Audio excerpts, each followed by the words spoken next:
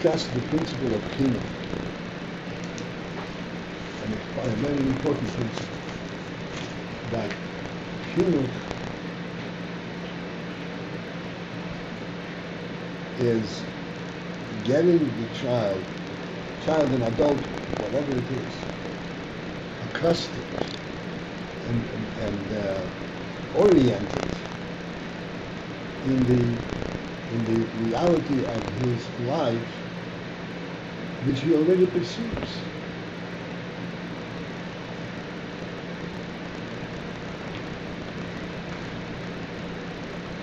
It's not like education, like teaching him something new. It is to get him feel more deeply involved in the reality that he is fully aware of.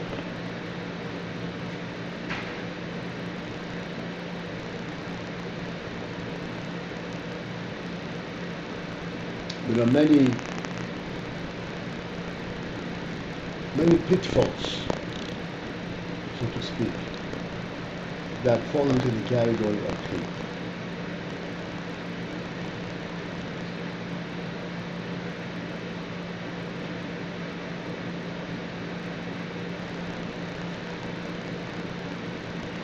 From a perspective of simple happiness, simple human life, the person feels that he is a stranger in the world, and he has to establish his presence, justify his presence. Also from a psychological perspective, it's extremely detrimental, extremely negative. It's almost difficult to overcome in the future. What is it? Someone feels a stranger in the world. It's not his world, which is not uncommon in today's world, in today's mentality.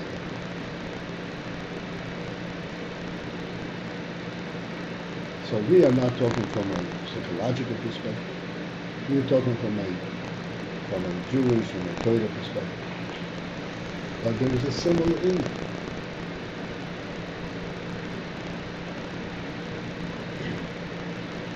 If the Jewish perspective, Jewishness in the world is something which is an add-on, which is not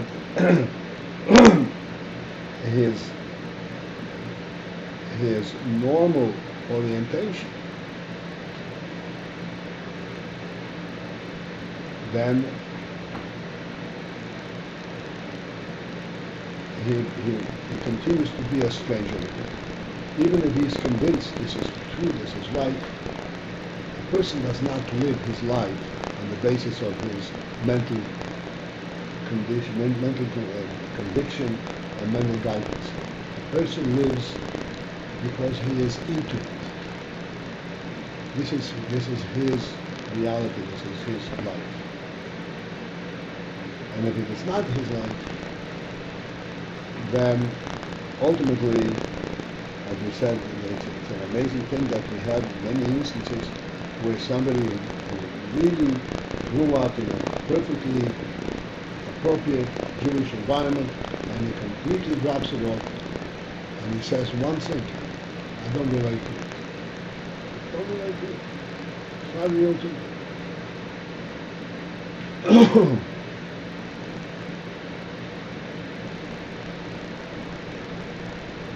How do we safeguard the fragile, so to speak, child's mind, which in fact relates and senses all the entire reality, but in a very fragile manner, and he can very easily be distorted and redirected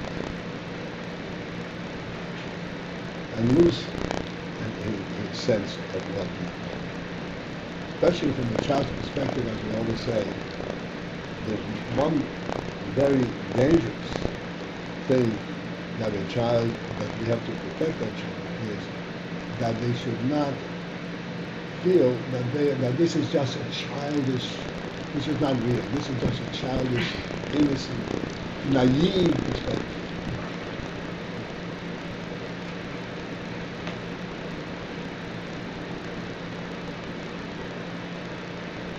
It may be naive in the way he interprets it, but it is not naive in terms of what he actually pursues.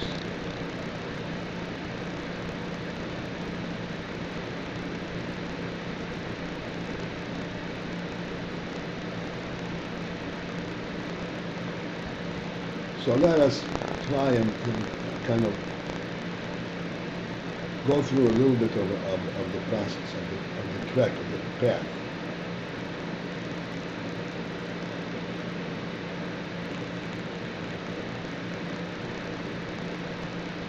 The first principle, as we already discussed, and this one we already.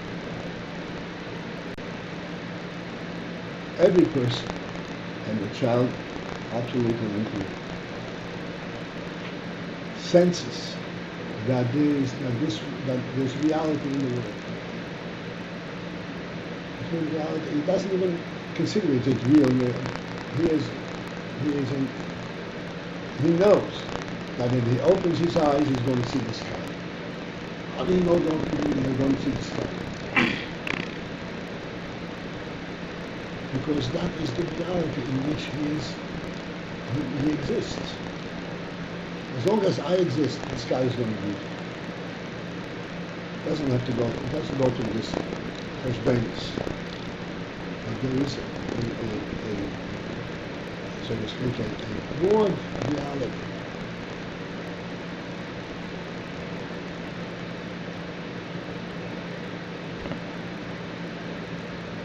That is true to every human being. I mentioned, like this morning in class,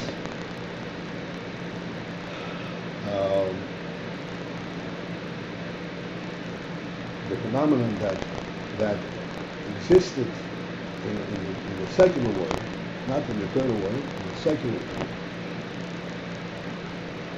some, a few centuries ago, where people thought that the earth was flat. We discussed it this morning briefly. People thought that the earth was flat. And in that mindset, it's conceivable that you can walk to the end of the earth and then you fall over the cliff.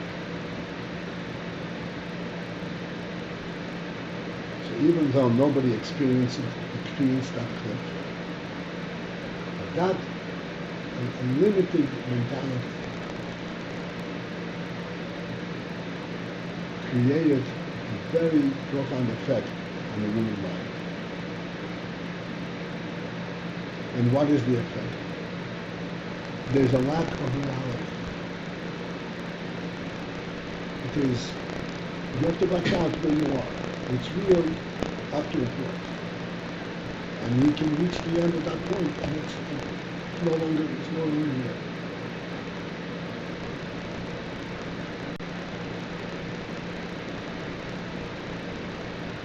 So this is also from a physical perspective. We have to know, and we know it, and the child knows it, that there is absolute reality in the world. And it doesn't even project in terms of will never reach the end. It's not a question. There is no end. There is no end.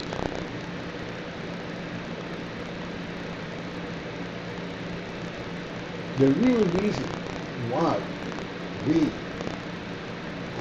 realize that there is no end,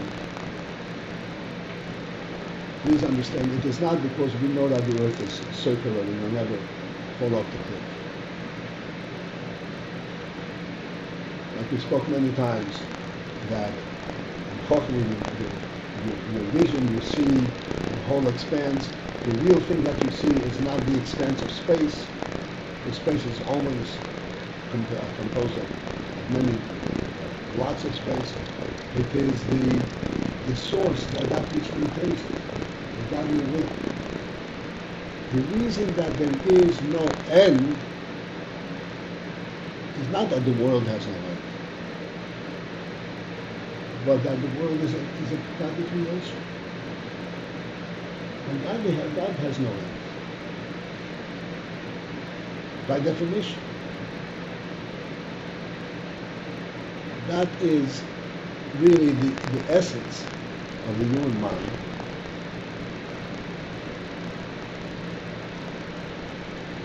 And that is essentially the essence of a child's mind, even though they will never be able to elaborate. The reason that the world has no end, please understand this can be said many times under different circumstances, is because the world is supposed to be there. It's not there precariously, just on the moment it happens to be. It is supposed to be. Why is it supposed to be there? We understand. The child does not, but we understand. It is supposed to be there because God wants it.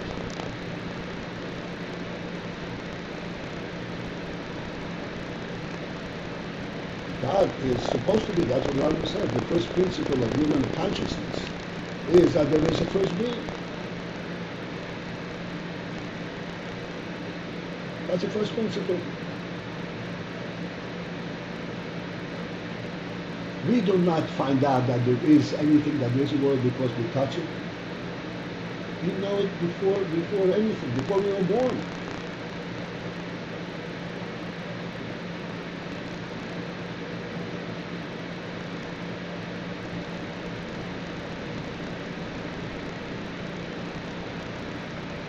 This is a very important distinction. You know, to say, oh, the world is, you'll never find the end of the world because the world is round. That doesn't do much. It doesn't change a person's perspective. You're still walking on a planet. That's what they call a planet.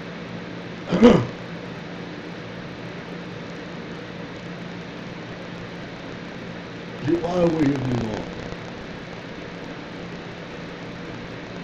And why do you belong? Because that's the way, that's a godly command. That's a godly command.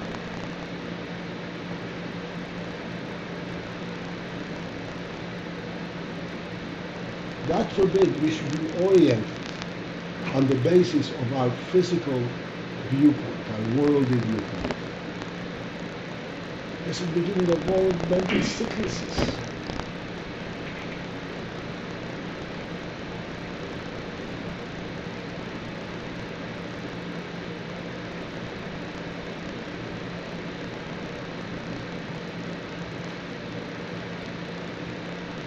It occurred to me, I mentioned in class, just very briefly, to you,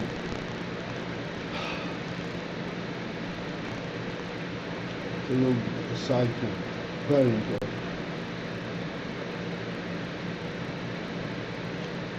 The secular view of the human mind, of the human mind orients itself in reality, is understanding, let me say, the evolutionary process. Whether it's evolutionary, it was created that way, or it stands that way, there are things, everything is holding up everything else. The floor is held up by the beam is held by the wall is held up by the foundation is held by the earth is held up by all the planets and everything, all the whole structure of solar system, gravitational forces, everything is just, the whole thing is just held up, on needle strength. It just happens to be.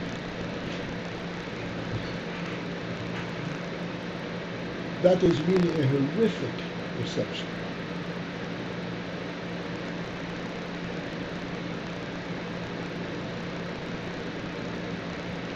I'm saying this. We human beings think of this. You know why?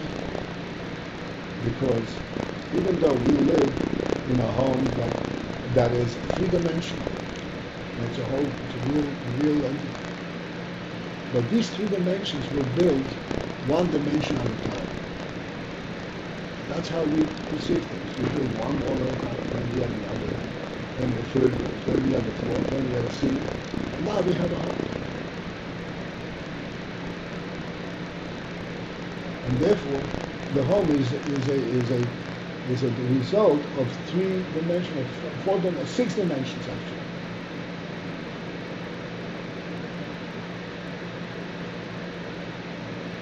God does not create dimensions. God creates everything in a wholesome, a full three-dimension one. This is it, complete. The human being was made a human being. Let the earth produce vegetation. The whole vegetation, he didn't produce it in piecemeal. That is the reality that we relate to. We should relate to, if our minds have not been perverted. And this is what the child says.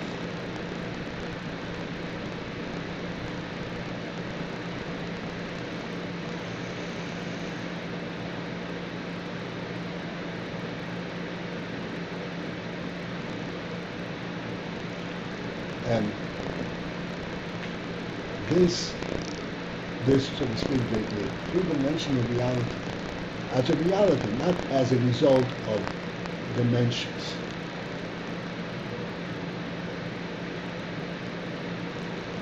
This is the depth. This is the place where the child is born to.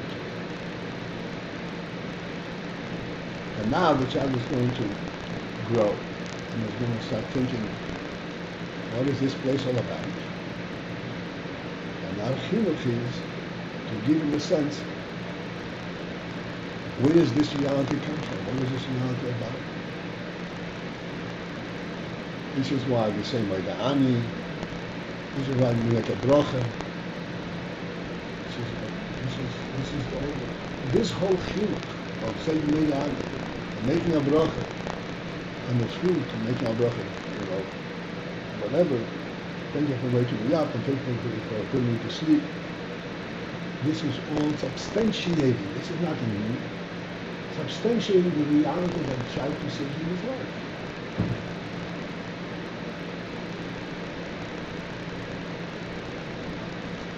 It's not what? It's not new? Right, it's nothing new. No.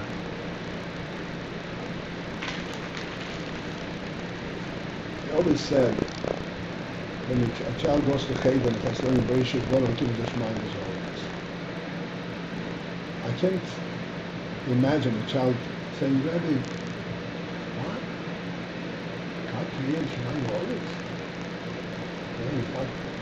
Really? Somebody himself? Shemayim always. I don't know who made it, but it kind of was built by, who knows, maybe by President Clinton. It makes sense perfectly. God creates mind always.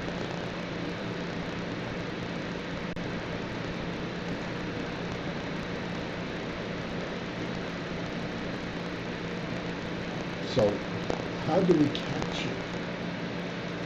capture this in the chinuch process?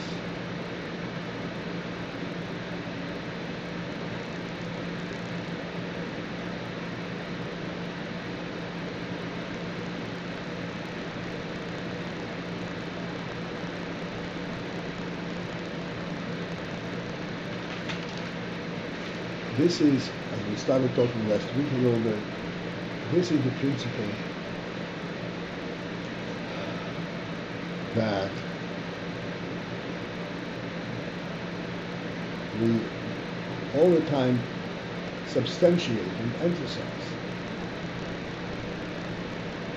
So to speak, the reality of the child's own perception, child's own reality.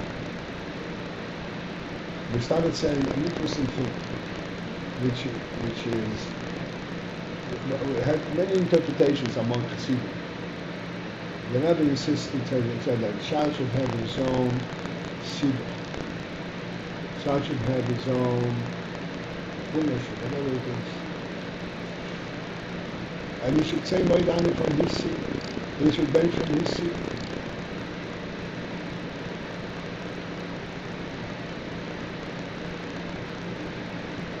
So everybody interpreted it is in terms of give the child pride, a sense of pride, a sense of real presence. I think that the principle there is a different principle.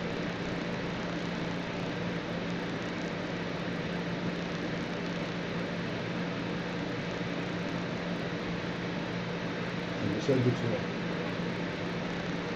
there's a reality. Reality means in the child's mind, just like in our mind, as much as in child's mind. Just want to stop for a moment. It's interesting. Even children do not perceive the possibility of danger. They run poof.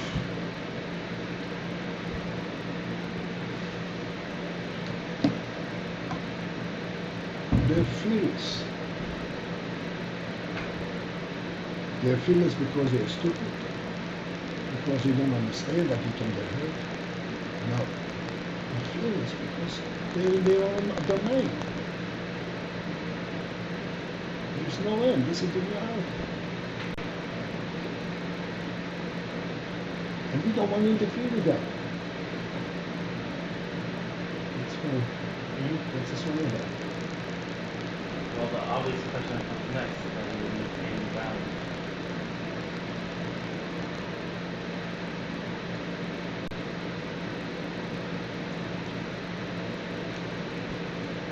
To maintain the balance,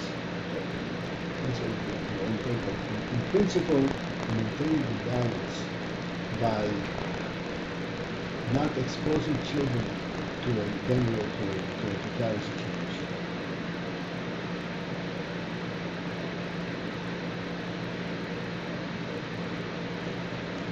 Eventually, as they learn to find their ways, so to speak, you can allow them to be more like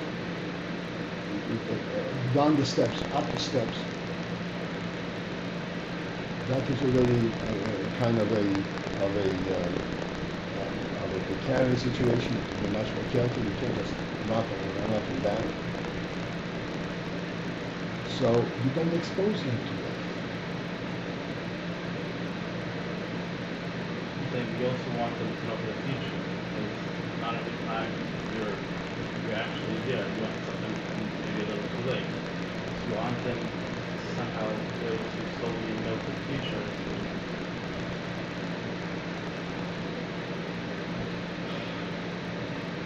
In principle, we can talk practically speaking. I don't know all the answers. That's what I say. But in principle, we want them to feel comfortable, want them to feel confident about things. When you are faced with a staircase, you're not fazed by it. I know how to negotiate with the staircase. I'm not scared of it.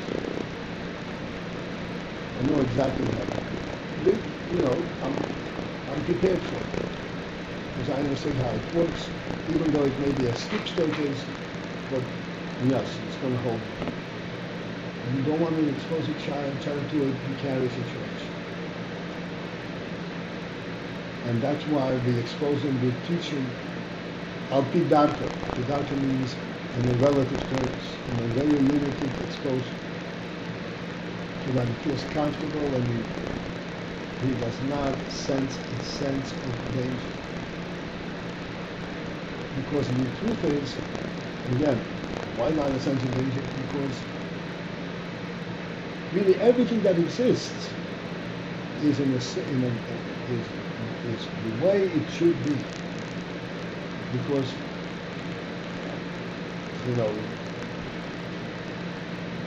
whenever she created the world, and there is mountains and there is valleys and there are multi-stories houses and all that. So this is a normal way to live in the world. And this normalcy is because this is part of Hashem's plan. This is part of the way it is intended. If a child is exposed to that prior to his realization that this is the right way, that this is a normal thing, then then he is negotiating the steps not as part of reality, but as something outside of reality. That's you don't want that. And the same thing goes back to the normal attempt. The same way the Ani, because you woke up and you're excited to wake up and see the beautiful world. So you say my God. And the same thing goes for the bracha and everything else that occurs in the child's life. Now, you say my God for Melech Chayefai, but the child never saw the picture. So, how real is that? This is what we explained before. The truth is that the principle that this is the way it should be, which is true to the child also. That's why it's so secure. That's why it's so solid. Is because there is something that defines how it should be. There's something that defines how it should be.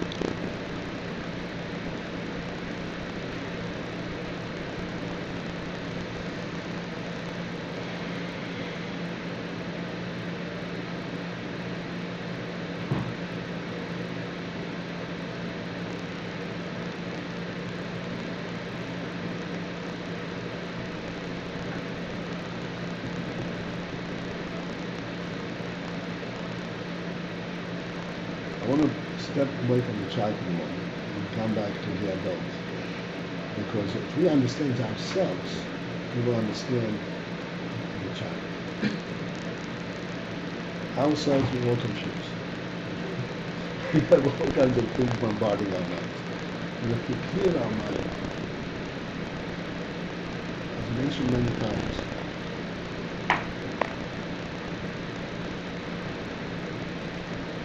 I spoke last time also.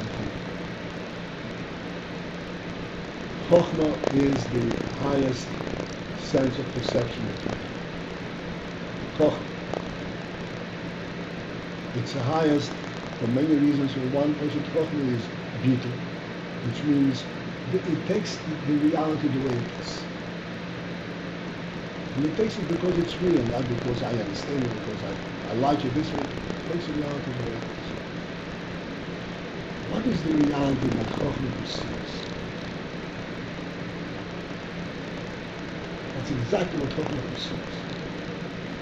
The reason I see the whole world is because it should be there. Not because it sits there and I'm identifying pieces of space. It should be there. Why should it be there? Because there's a creator behind it. It says it should be there.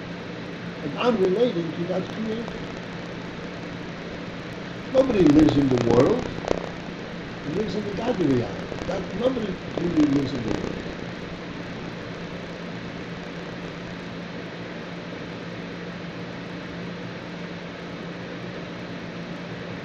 I know that, I'll never reach the end of the earth, not because the earth has no end, but because it should be there.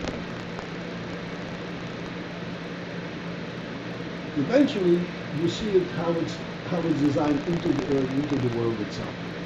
But the truth, the mind, the human mindset is, this is how it should be. I remember, originally we pointed out the very simple thing, that's why I put much time, that a person that they have the sense of security, the sense of the chair is well built, the chair is supported by the floor, the floor by the beam by the wall by the foundation by the earth, okay? Then comes the earth.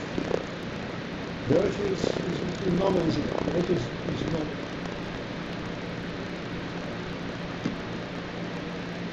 How do I get a sense of security if the earth is no man's land?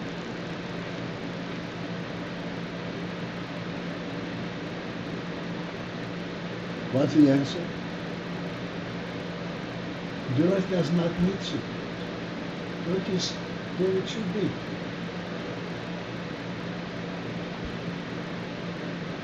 It's a reality of how things ought to be.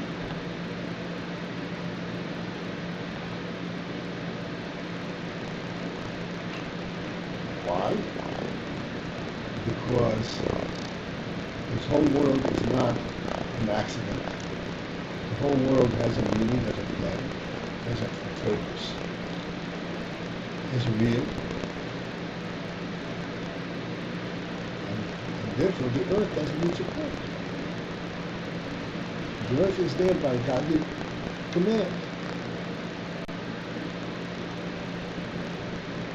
Not supported in the same. We say, okay, and the earth is not there to support the chair.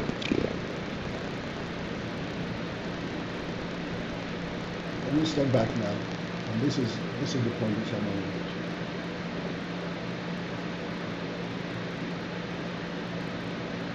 The whole purpose, the whole focus on figuring out how things stand, and how one thing supports the other. It's moving. The whole focus of how one thing supports the other is not to get a sense of security.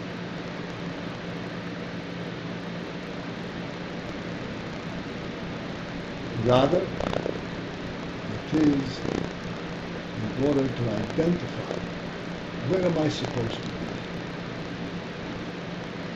What is the reality of the human existence?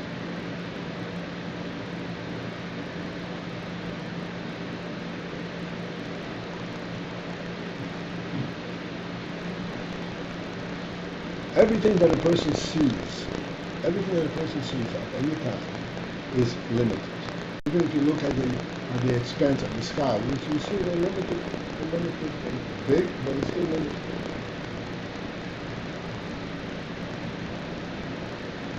What gives us a sense of limitlessness of reality? Because there's a reality behind it. It is there because it should be there. Not it is there because it is there, because it should be there. This principle, that there are things the way they should be, the right way, the way things should be, this is an important person with us, and this is the principle of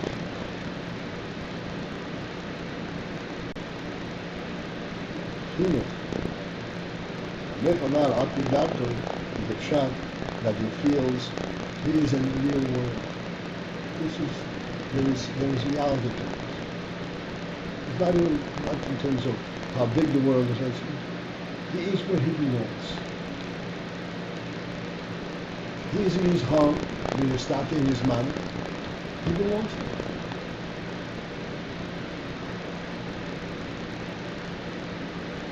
This is not just because they give him his supper and there is a belonging, there's a reality.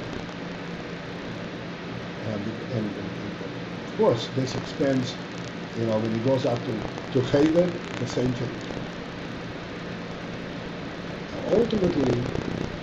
Ultimately, this continues with him throughout his kingdom, all the way to the point where he starts learning holidays and learning Gemara and everything, every place where he develops into, it is still within the same reality that he perceives onto.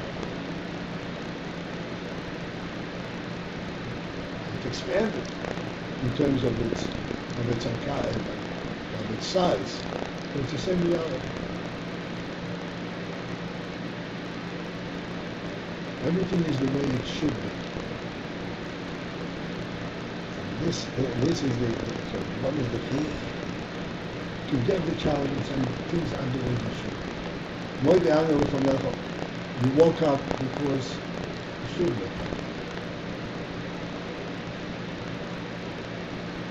You're eating this fruit because you should eat this fruit. It's meant for you. And at the same time, there is a certain respect for it, and so forth, because it's all representing that reality that you perceive.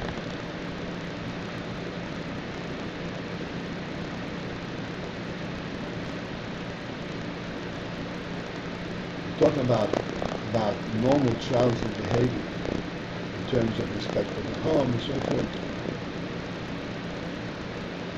That reflects itself on the normal childhood behavior.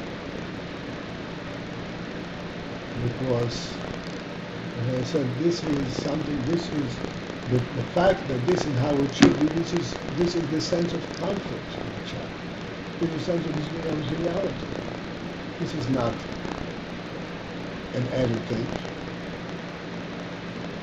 The reason that he feels confident, when we say he can run and without fear, is that he senses that things are the way they should be. And how should it be? There should be no to be concerned about danger. The earth has no end.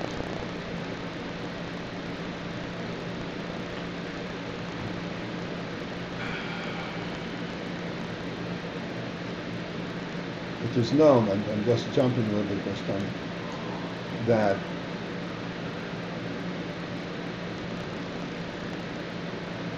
when a child starts learning, a person starts learning in the learning, educational process. He learns Alameis, he learns Hebrew, he learns Chumash, it's also fun, stories and all. Then he starts learning halacha. So it's also learning. But there, at some point in time, what am I learning about? He loses interest. Because he's learning, it didn't exist in his world. This, chinuch, is what enables a child, enables the person to learn and to grow in his learning, grows in his development,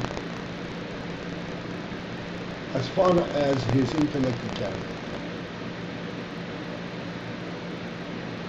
Because as he goes, everything is within the reality that he already perceived.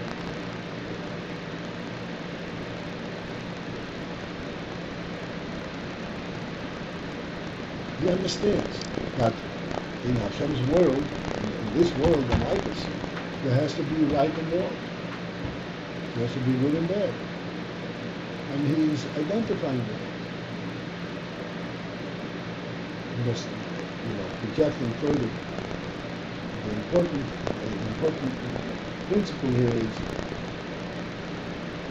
that whatever the child is exposed to, he gets the sense that that he's exposed to something which is part of the initial reality to which he relates. Why? Because the initial reality is all-encompassing, permeates everything, because that is the place where he should be. Like we said when we talked about the earth, we said the earth, all the structure, the whole house and the whole foundation and the whole wall and the chair and everything else, all of that is to facilitate to be on the earth. The earth is not one of the building bricks. The earth is where I'm supposed to be, because God put the human being on the earth. So all the things that I'm building is to enable me to be on the earth as a human being. The earth is not something that gives me security. The earth is beyond security. That's the reality that I'm supposed to be.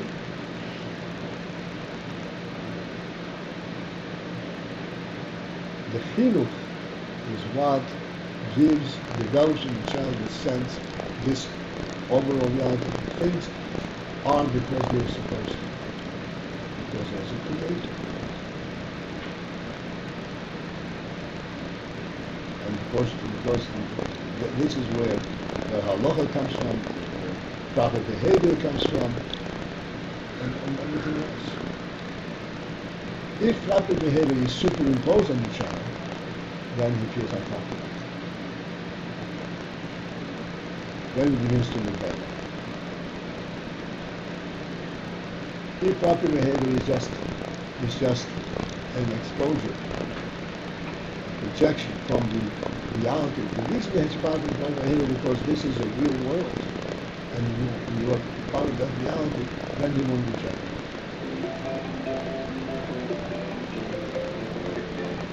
Then you won't reject it. There's a story of the Frierdiker Rebbe, with Meisenberg and the Bracha and the Tzitzis, and he said, I made the Bracha. So that, then Hashem gave him a touch, a little happiness on his cheek. And the Rebbe started to cry. And then on the footnote, this is the only time that he ever did it. It has to be Yotzi Gevurah Batya, and that's the why. The Rebbe was a very Rebbe kid. Very Rebbe kid. Because everything is real, everything is real. You don't want to feel fun, you don't want to. What you don't want? There is no such thing as running away from reality. This is true. So, we're not talking about that, but you have to understand. It is within the overall principle of human is that the child should sense that he is in the right place where he belongs, where everything belongs. And there is truth to it. This is why, like I said, this is why we start by the Ami from infancy, making a bracha. So I think should make sense.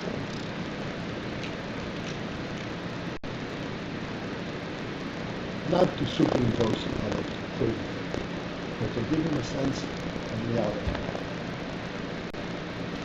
All right, I'm sorry, I have to cut it a little bit short because of the movie.